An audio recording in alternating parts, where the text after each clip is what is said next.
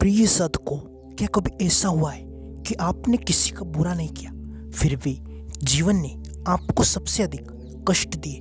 क्या कभी रात के सन्नाटे में आपने ईश्वर से यह प्रश्न पूछा, हे प्रभु, आखिर मेरी परीक्षा कब समाप्त होगी? क्या कभी ऐसा लगा कि चारों ओर लोग हैं, लेकिन भीतर का दर्द कोई नहीं समझ पा रहा? यदि आपका उत्तर हाँ है, तो आज का संदेश केवल आपके लिए है, क्योंकि पंडित श्री राम शर्मा आचार्य जी कहते हैं, मनुष्य का सबसे कठिन समय उसका विनाश करने का नहीं, बल्कि उसका नया निर्माण करने आता है। लेकिन दुख की घड़ी में यह बात याद नहीं रहती। दुख आते ही मन टूटने लगता है, विश्वास डगमगाने लगता है, साधना बोझ लगने लगती है, और सबसे बड़ा संकट तब आता है जब मन यह कहने लगता है, अब कुछ नहीं बदलेगा। यही वह क्षण है जहां अधिकांश लोग हार जाते हैं, लेकिन इतिहास गवाह है जिन्होंने इसी मोड़ पर अपने भीतर की ज्योति को बचाए रखा। उन्हीं का जीवन बाद में दूसरों के लिए प्रेरणा बन गया। साधकों, महाभारत में पांडवों का वनवास, रामायण में भगवान श्री राम का 14 वर्ष का वनवास, राजा हरिश्चंद्र का सत्य के लिए संघर्ष, इनमें से किसी ने भी दुख को शाप नहीं माना। उन्होंने उसे ईश्वर का प्रशिक्षण माना। और शायद आपका वर्तमान भी किसी अदृश्य तैयारी का हिस्सा हो सकता है, लेकिन अभी सबसे बड़ा रहस्य बाकी है। दुख की घड़ी में मनुष्य 3 ऐसी भूल कर बैठता है जो उसके दुख को और भी गहरा बना देती है। यदि इन भूलों को पहचान लिया तो वही दुख आत्मबल का स्रोत बन सकता है। साधकों, आज हम उन 3 बातों को समझेंगे जिन्हें पंडित श्री राम शर्मा आचार्य जी अपने साहित्य और प्रवचनों में जीवन परिवर्तन का आधार बताते हैं। तो ध्यान से सुनिए, क्योंकि हो सकता है इन 3 बातों में से केवल एक बात ही आपके पूरे जीवन की दिशा बदल दे। गुरुदेव कहते हैं, दुख कभी स्थायी नहीं होता, लेकिन दुख के समय लिया गया निर्णय जीवन भर साथ चलता है। इसलिए दुख के समय मन नहीं, विवेक से चलना चाहिए। अब प्रश्न उठता है, जब मन ही टूट चुका हो तो विवेक कहाँ से आए? यही समझाने के लिए एक साधक अपने गुरु के पास पहुंचा। उसने विनम्र होकर पूछा। साधक कहने लगा कि गुरुदेव, मैं वर्षों से उपासना कर रहा हूँ, गायत्री मंत्र का जप भी करता हूँ, सेवा भी करता हूँ, फिर भी जीवन में दुख क्यों कम नहीं हो रहे? क्या मेरी साधना में कोई कमी है? तब गुरुदेव मुस्कुराते हैं और कहते हैं, सुनो पुत्र, तुम दुख को केवल शत्रु मानते हो, इसलिए उससे लड़ते रहते हो। जिस दिन दुख को शिक्षक मान लोगे, उसी दिन उससे सीखना प्रारंभ कर दोगे। और जो सीखने लगता है वह दुख से हारता नहीं, दुख से ऊपर उठ जाता है। साधक ने पुनः पूछा, लेकिन गुरुदेव, दुख में मन स्थिर कैसे रहे? आंसू अपने आप आ जाते हैं, विश्वास डगमगा जाता है। तब गुरुदेव ने उत्तर दिया, सुनो पुत्र, दुख का पहला आघात शरीर पर नहीं, बल्कि मन पर होता है। यदि मन बच गया तो जीवन बच गया, और यदि मन हार गया तो सुख मिलने पर भी मनुष्य दुखी रहेगा। यही कारण है कि हमारे ऋषियों ने सबसे पहले मन को साधने की शिक्षा दी। गायत्री साधना भी सबसे पहले मन के अंधकार को दूर करती है। बाहरी परिस्थितियां धीरे धीरे बदलती है, लेकिन भीतर का प्रकाश उसी क्षण जलना प्रारंभ हो जाता है जब मनुष्य स्वयं बदलने का निर्णय लेता है। ध्यान रखिए, हर साधक का अनुभव अलग हो सकता है। साधना कोई जादू नहीं, बल्कि धीरे धीरे व्यक्तित्व को बदलने वाली आध्यात्मिक प्रक्रिया है। और अब आ रहा है पहला ऐसा सिद्धांत जिसे समझे बिना दुख कभी समाप्त नहीं होता। लेकिन उससे पहले एक प्राचीन घटना ध्यान से सुनिए, जिसमें छिपा है जीवन का सबसे बड़ा संकेत। पंडित श्री राम शर्मा आचार्य जी कहते हैं, एक बार एक युवा साधक अपने गुरु के चरणों में बैठा था। उसके नेत्रों में पीड़ा थी उसने अनेक तप किए, जप किए थे, सेवा की थी, फिर भी जीवन में कठिनाइयां समाप्त नहीं हो रही थी। उसने विनम्र होकर पूछा, गुरुदेव, क्या ईश्वर मेरी प्रार्थना नहीं सुनते?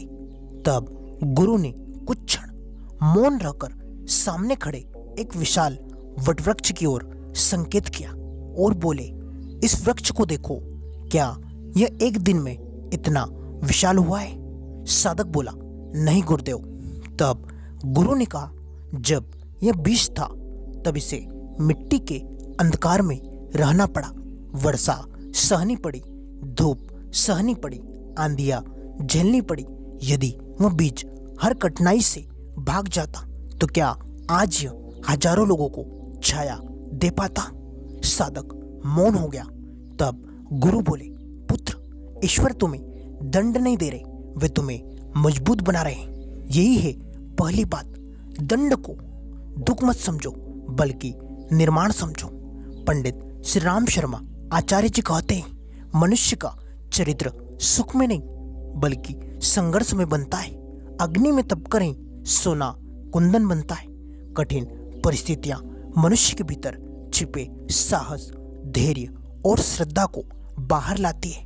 भगवत गीता में भी भगवान श्री कृष्ण अर्जुन से कहते हैं कि सुख दुख आते जाते रहते हैं, जो उन्हें धैर्यपूर्वक सह लेता है वही स्थिर बुद्धि वाला बनता है। इसका अर्थ यह नहीं है कि दुख अच्छा लगता है, अर्थ यह है कि दुख को देखकर टूटना नहीं, उससे सीखना है। लेकिन अभी सबसे बड़ा रहस्य बाकी है, क्योंकि केवल इतना समझ लेने से जीवन नहीं बदलता।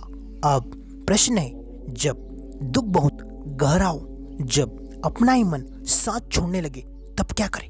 यही प्रश्न उस साधक ने भी पूछा। साधक कहने लगा कि गुरुदेव, मैं समझ गया कि दुख शिक्षा देता है, लेकिन जब पीड़ा असहनीय हो जाए तब मन को कैसे संभालूं? गुरु मुस्कुराए। उन्होंने कहा, तब दूसरी बात याद रखना, और यही दूसरी बात आज के पूरे संदेश का हृदय है। दुख की घड़ी में अपनी साधना कभी मत छोड़ना। यही वो समय है जब मन कहेगा, आज जप मत करो, आज प्रार्थना का क्या लाभ, आज मन नहीं लग रहा। लेकिन गुरुदेव कहते हैं, इसी समय किया गया एक मंत्र जप सामान्य दिनों के अनेक जपों से अधिक मूल्यवान हो सकता है, क्योंकि उस समय साधक अपने टूटे हुए मन के बावजूद ईश्वर की ओर मुड़ता है। इसका फल व्यक्ति की आंतरिक परिपक्वता के रूप में प्रकट हो सकता है। यद्यपि अनुभव प्रत्येक साधक के लिए अलग अलग हो सकता है। गायत्री परिवार के अनेक साधकों के जीवन वृत्तांतों में एक बात बार बार दिखाई देती है। कठिन समय में जिन्होंने उपासना, स्वाध्याय, सेवा और क्रम नहीं छोड़ा, वे भीतर से अधिक संतुलित और साहसी बने। चमत्कार इसलिए नहीं हुआ कि नियम कोई जादू था, बल्कि इसलिए कि नियमित साधना ने उनके मन को बिखरने नहीं दिया। याद रखिए, जब बाहर तूफान हो तो नाव को किनारे नहीं, लंगर की आवश्यकता होती, और साधना वही लंगर है जो मन को बहने नहीं देती। गुरु ने साधक से पूछा, यदि दीपक को सबसे अधिक हवा कब लगती है? साधक कहने लगा, आंधी में। गुरु ने कहा, और उसी समय उसे सबसे अधिक बचाने की आवश्यकता होती है। इसी प्रकार दुख के आंधी में अपने भीतर के दीपक, श्रद्धा, प्रार्थना और जप को बचाना ही सच्ची साधना है। साधक की आंखों से आंसू बहने लगे। उसने कहा, गुरुदेव, अब समझ में आया कि मैं दुख से नहीं बल्कि अपने टूटते हुए विश्वास से हार रहा था। गुरु ने उसके सिर पर हाथ रखा और बोले, पुत्र, जिसने विश्वास बचा लिया उसने समझो भविष्य बचा लिया। लेकिन अभी तीसरी और सबसे गहरी बात शेष है। यही वो रहस्य है जो दुख को तपस्या में और तपस्या को आत्मविकास में बदल देता है। बहुत से साधक पहली दो बातें समझ लेते हैं, फिर भी आगे नहीं बढ़ पाते। ऐसा क्यों? इसका उत्तर तीसरी बात में छिपा है, और वहीं आगे आपकी साधना की दिशा बदल सकती है। प्रिय साधकों, अब तक हमने समझा दुख को दंड नहीं बल्कि निर्माण समझना है, और दुख की घड़ी में साधना नहीं छोड़नी। लेकिन अब जो बात मैं आपको बताने जा रहा हूँ वही साधना की दिशा बदल देती है। यही तीसरी बात है, दुख में स्वयं को मत खोइए, अपने भीतर के ईश्वरत्व को खोजिए। पंडित श्री राम शर्मा आचार्य जी कहते हैं, मनुष्य परिस्थितियों का दास नहीं, अपने विचारों का निर्माता है। जब जीवन में सब कुछ ठीक चलता है तब हर कोई प्रसन्न रह सकता है, लेकिन जब सब कुछ विपरीत होने लगे तब जो व्यक्ति अपने भीतर की दिव्यता को याद रखता है वही साधक कहलाता है। महाभारत का एक प्रसंग स्मरण कीजिए। वनवास के समय युधिष्ठिर ने किसी से पूछा, इतने कष्टों के बाद भी आपके चेहरे पर शांति कैसे आई? तब युधिष्ठिर का उत्तर था, यदि परिस्थिति मेरे धर्म को बदल दे तो मेरा धर्म अधूरा है। यही तीसरी बात का सार है। परिस्थितियां बदल सकती हैं, लेकिन आपका स्वभाव, आपका विश्वास और आपका सदाचार नहीं बदलना चाहिए। यही वास्तविक तप है, यही आत्मबल है, यही साधना की पहचान है। इसी समय वह साधक फिर गुरु के सामने बैठा और कहने लगा कि गुरुदेव, यदि दुख बार बार लौट आए तो ऐसे में क्या करूं? तब गुरुदेव कहने लगे, पुत्र, नदी के किनारे बैठकर लहरों को रोकने का प्रयास मत करो। लहरें आएंगी और चली जाएंगी। तुम स्वयं नदी मत बनो, समुद्र बनो, जिसमें हजारों नदियां आकर भी उसकी गहराई को कम नहीं कर पाती। साधक कहने लगा कि गुरुदेव, लेकिन मन बार बार पुराने घावों को याद करता है। तब गुरु कहते हैं, क्योंकि मन बाहर देखता है, ध्यान भीतर देखना सिखाता है।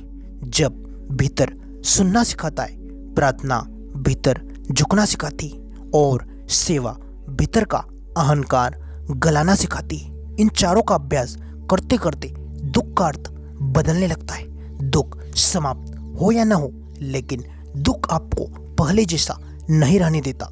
यदि आपने उसे सही दृष्टि से स्वीकार किया तो वही दुख आपको अधिक करुणामय, अधिक धैर्यवान और अधिक जागरूक बना सकता है।